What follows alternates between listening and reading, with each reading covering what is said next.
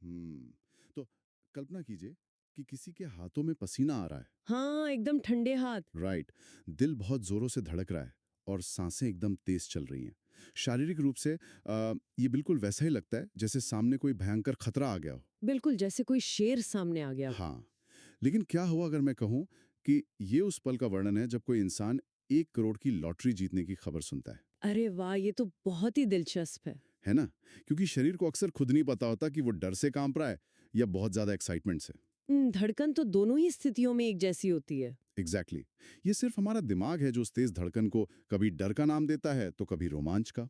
और आज के इस गहरे विश्लेषण में इस डीप डाइव में हम इसी कमाल के मैकेनिज्म को डिकोड करने वाले हैं। तो आज हमारा मेन टॉपिक क्या है? आज का हमारा विषय है मानव प्रेरणा यानी मोटिवेशन और भावनाएं यानी इमोशंस। हमारे पास जो सोर्स मटेरियल है वो एक बहुत ही बेहतरीन साइकोलॉजिकल टेक्स्ट बुक है। हमारा मिशन है ये समझना कि हमारी शारीरिक ज़रूरतें, समाज का दबाव और हमारा दिमाग मिलकर कैसे हमारे हर व्यवहार को दिशा देते हैं। ये सच में इंसान के अपने ऑपरेटिंग सिस्टम को हैक करने जैसा है। हम्म। हम अक्सर मानते हैं कि हमारे फैसले पूरी तरह से तार्किक होते हैं। हाँ, सबको यही लगता है कि हम बहुत लॉजिकल हैं। राइट। लेकिन गहराई में जाने पर पता चलता है कि हमारे हर कदम के पीछे कोई ना कोई छिपी हुई प्रेरणा या कोई बहुत गहरी भावना काम कर रही होती है। बिल्कुल। और मैं हमेशा यहाँ एक एनालॉजी देता हूँ। अगर हम मान लें कि इंसान एक गाड़ी है, तो जो मोटिवेशन है, वो उस गाड़ी का इंजन है, वो हमें आगे धकेलता है। बहुत सही। और जो भावनाएं हैं, वो स्टीयरिंग व्हील या डैशबोर्ड के इंडिकेटर्स की तरह हैं, जो हमें बताते हैं कि ये सफ़र कैसा चल रहा है, हम सही जा रहे हैं या नहीं। मैं इस बात से पूरी तरह सहमत हूँ।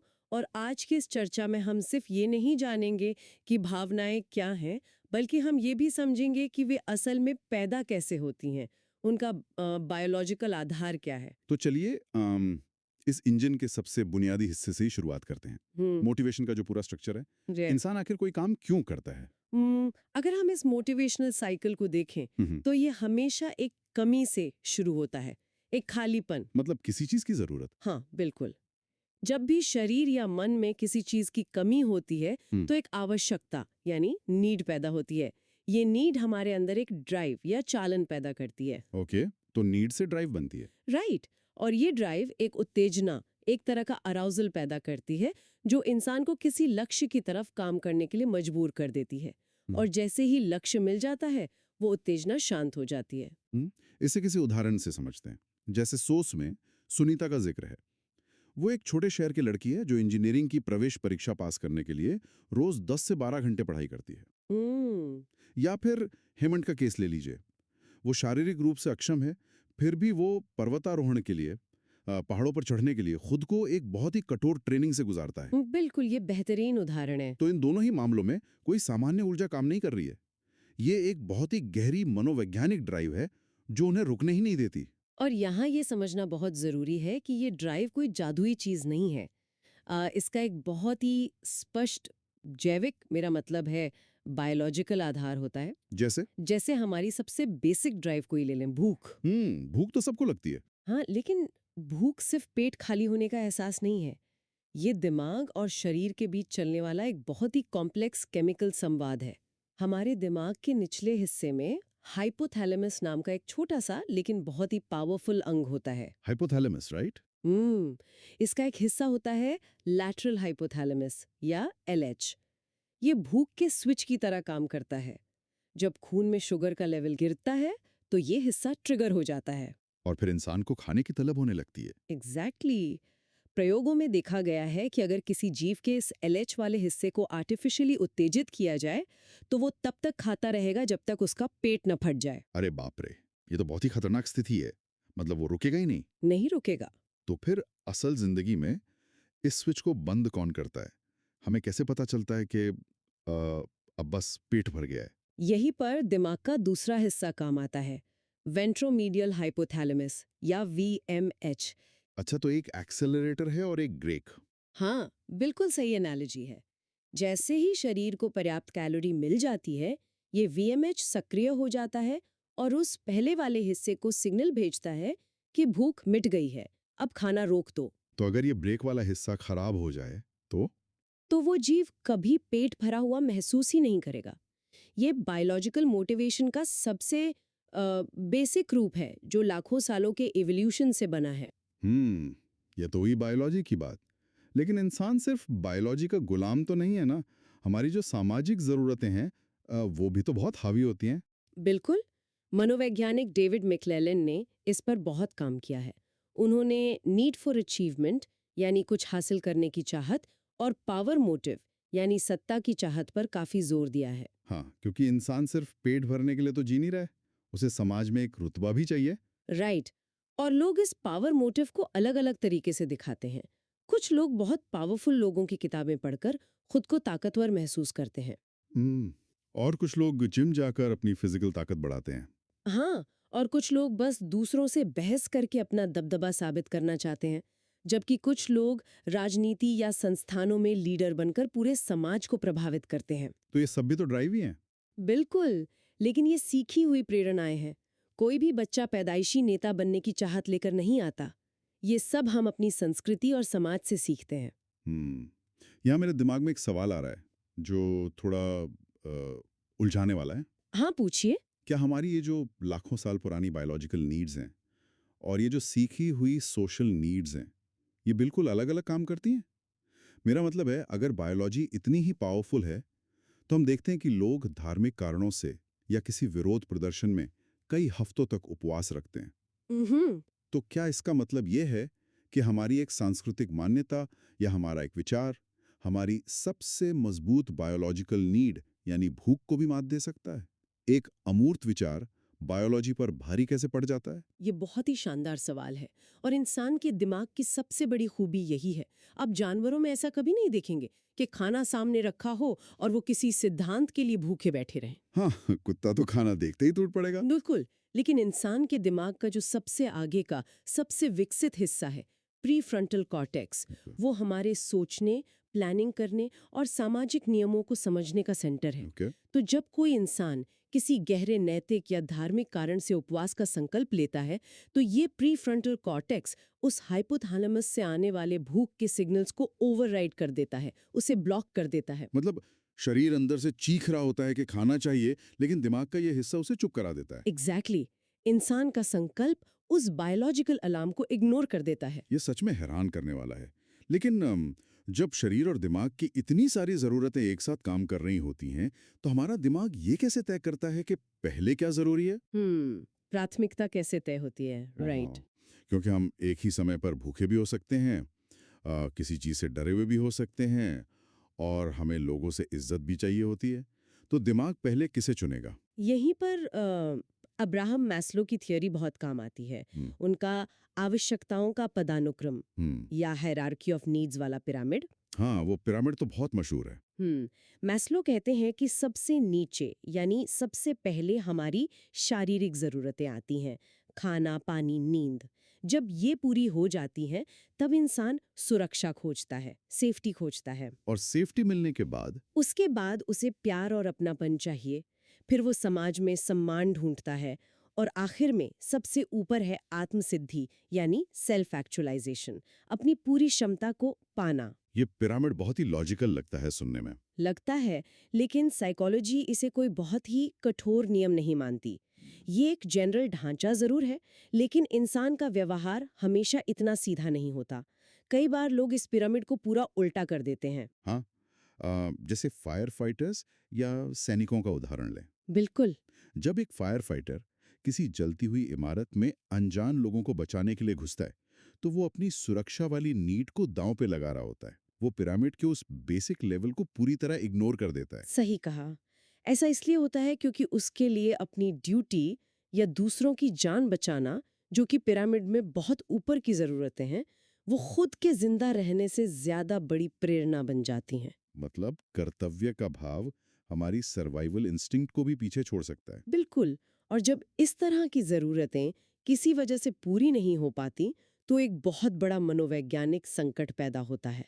डोलार्ड और मिलर ने इस पर एक बहुत सटीक थियरी दी थी, कौन सी थ्योरी? Frustration aggression hypothesis.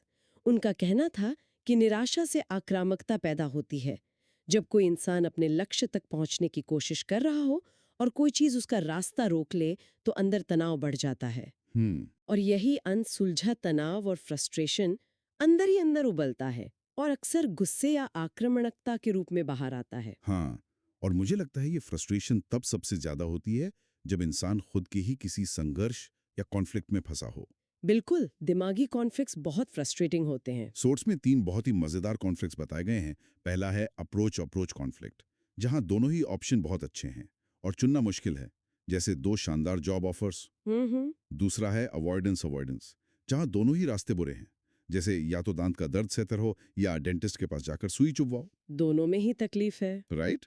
लेकिन जो तीसरा संघर्ष है, मुझे लगता है वो आज के जमाने में सबसे ज्यादा प्रासंगिक है। Approach avoidance conflict. हाँ, ये तीसरा कॉन्फ्लिक्ट आज के स्ट्रेस का सबसे बड़ा कारण है। इसमें लक्ष्य एक ही होता है, लेकिन इंसान उसी लक्ष्य की तरफ आकर्षित भी होता है और उससे दूर भी भागना चाहता है। एग्जैक्टली मैं इसका एक मजेदार उदाहरण देता हूँ। मान लीजिए किसी को एक बहुत ही शानदार चमचमाती हुई नई मोटर बाइक खरीदनी है। बहुत अट्रैक्टिव है वो। हाँ, वो उसे बहुत आकर्षित कर रही है। ये हो गया अप्रोच। लेकिन साथ ही उसे ये भी पता है कि इस बाइक के लिए हर महीने उसकी आधी सैलरी ईएमआई में कट जाएगी। ओहो, ये तो बहुत बड़ा डर है। राइट। तो ये भारी ईएमआई एक डर या विकर्षण पैदा करती है। ये हो गया अवॉइडेंस। अब चीज एक ही है, मोटर बाइक, लेकिन वो खुशी और खौफ दोनों एक साथ दे रही है। ये जो आगे बढ़ने और पीछे हटने की मिली-जुली भावना है ना, यही इंसान को एक जगह फंसा देती है और थका देती है। बिल्कुल। और जब इंसान लंबे समय तक ऐसे दिमागी संघर्षों में फंसा रहता है, तो उसके शरीर और दिमाग में जो उथल-पुथल होती है, वही इमोशन या भावना का रूप ले लेती है। तो अब हम अपनी चर्चा के दूसरे हिस्से में आ गए हैं। भावनाएं आखिर हैं क्या? इस पर साइकोलॉजी में सदियों से बहस चल रही है। जेम्स लैंग की एक बहुत पुरानी थ्योरी है जो कहती है कि हम कांपते हैं इसलिए डरते हैं। मतलब पहले शरीर रिएक्ट करता है और भावना बाद में आती है। हाँ, उनके हिसाब से शरीर पहले कांपता है और फिर दिमाग उस कांपने को पढ़कर उसे डर नाम देता है। लेकिन ये थोड़ा अजीब नहीं लगता? कैनन बार्ड थ्योरी ने तो इसे चुनौती दी थी ना। बिल्कुल दी थी। कैनन बार्ड ने कहा कि ऐसा नहीं होता। दिमाग का थैलेमस शारीरिक रिएक्शन और भावना का एहसास दोनों सिग्नल एक ही समय पर भेजता है। मतलब आप कांपते भी उसी पल है और डरते भी उसी पल है। ये ज्यादा लॉजिकल लगता है। लेकिन जो थ्योरी आज के मॉडर्न साइकोलॉजी में सबसे ज्यादा मानी जाती है, वो है शैचर और सिंगर की 2 फैक्टर थ्योरी। ओहो, ये मेरी फेवरेट है। हाँ, ये सच में भावनाओं को देखने का नजरिया बदल देती है। इसके अनुसार इमोशंस के 2 हिस्से होते हैं।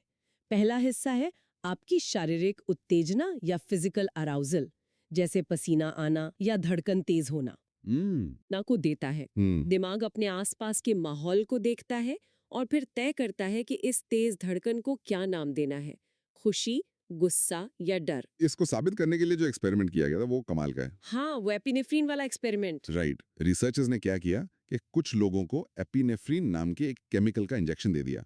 ये एड्रेनालिन जैसा होता है, जिससे शरीर में अचानक बहुत उत्तेजना बढ़ जाती है। बिल्कुल, धड़कन एकदम तेज हो जाती है। फिर इंजेक्शन देने के बाद इन लोगों को अलग अलग कमरों में भेजा गया। एक कमरे में एक एक्टर था जो अजीब सी हरकतें कर रहा था, जोक्स क्रैक कर रहा था और माहौल को बहुत फनी बना रहा था। हम्म। और दूसरे कमरे में जो एक्टर था वो जानबूझकर बहुत गुस्से में था। वो चिड़चिड़ा रहा था, गालियां दे रहा था। एकदम एग्रेसिव माहौल। एग्जैक्टली। अब मजे की बात देखिए, बाद में जब इन लोगों से पूछा गया कि आपको कैसा महसूस हो रहा है, तो फनी माहौल वाले कमरे के लोगों में कहा कि वो बहुत खुश और रोमांचित फील कर रहे हैं। हम्म। लेकिन उस गुस्से वाले माहौल में बैठे लोगों ने अपनी उसी शारीरिक स्थिति को क्रोध और चिड़चिड़ाहट का नाम दे दिया। यही तो इस थ्योरी का जादू है।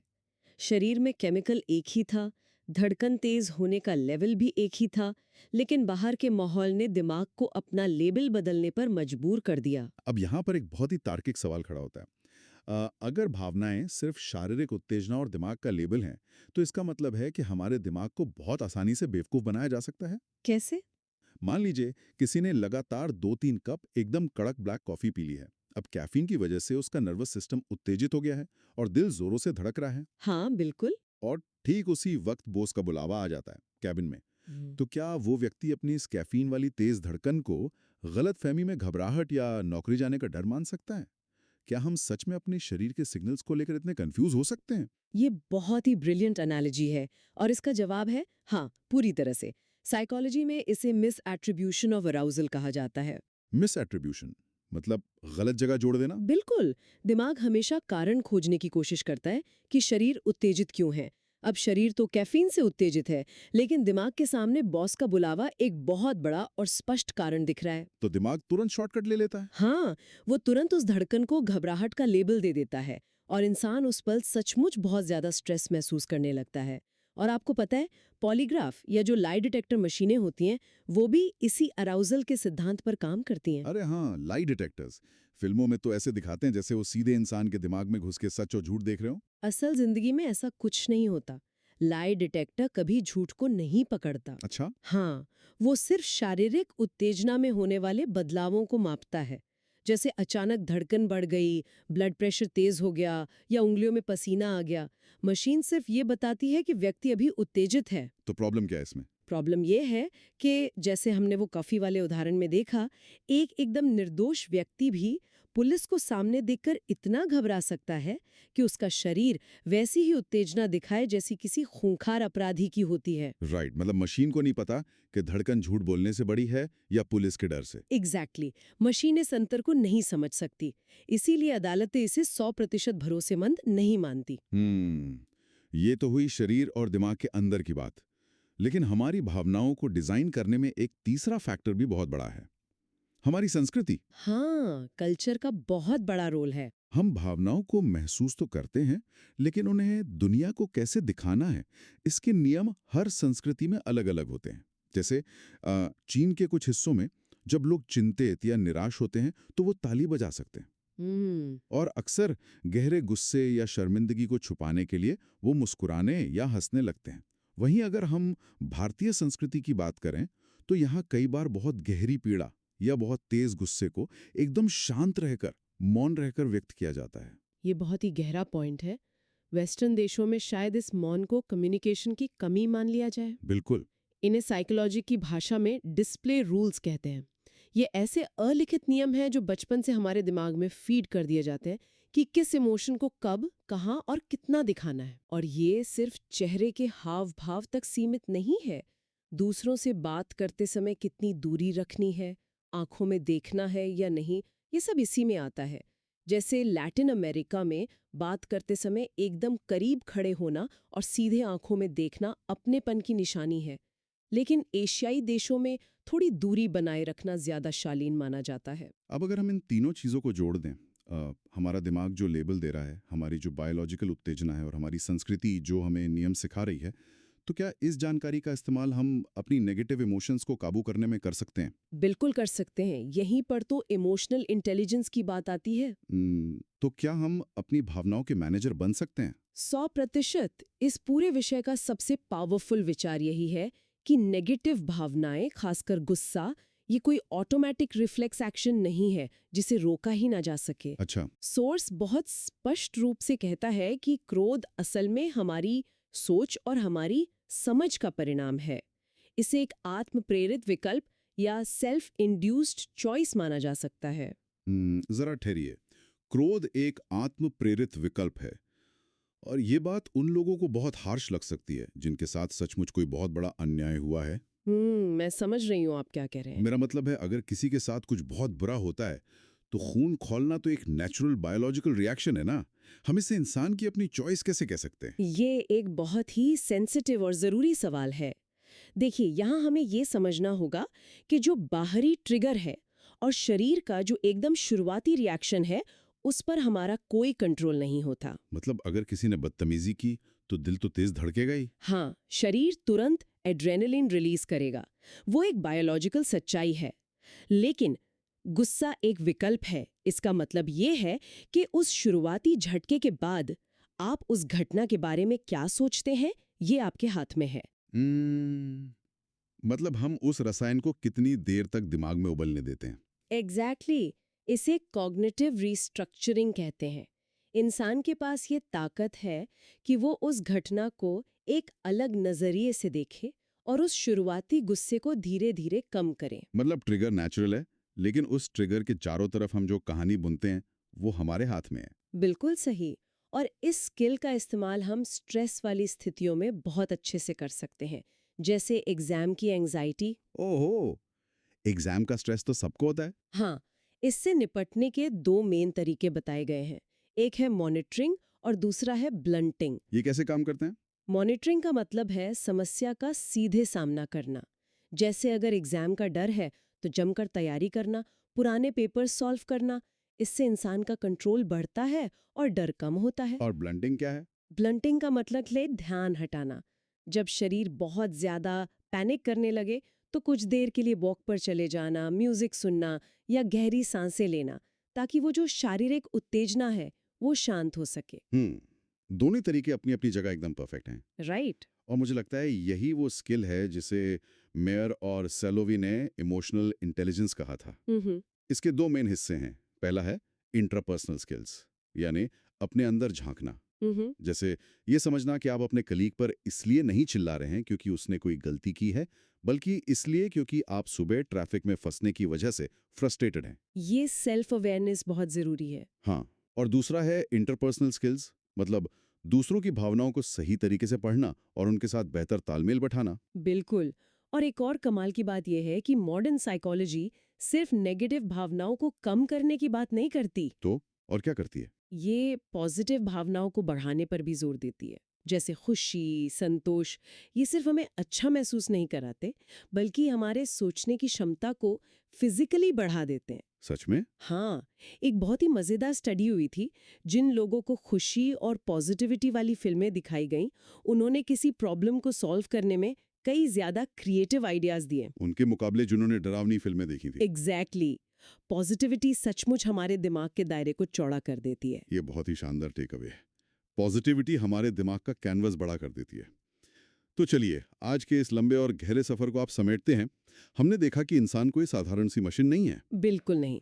हमारी प्रेरणा एक छोटी सी नीड से शुरू होती है, जिसे हमारा बायोलॉजिकल स्ट्रक्चर और हमारी सामाजिक चाहतें मिलकर एक आकार देती हैं। और जब ये ज़रूरतें आपस में टकराती हैं तो शरीर में जो केमिकल तूफान उठता है, हमारा दिमाग उसे एक लेबल देकर इमोशन बना देता है। ये बायोलॉजी, सोच और संस्कृति का बहुत ही कॉम्प्लेक्स लेकिन खूबसूरत तालमेल है। बिल्कुल। और सबसे बड़ा लेसन यही है कि जब हम इस पूरे साइकिल को समझ लेते हैं तो हम अपनी भावनाओं के गुलाम नहीं रहते।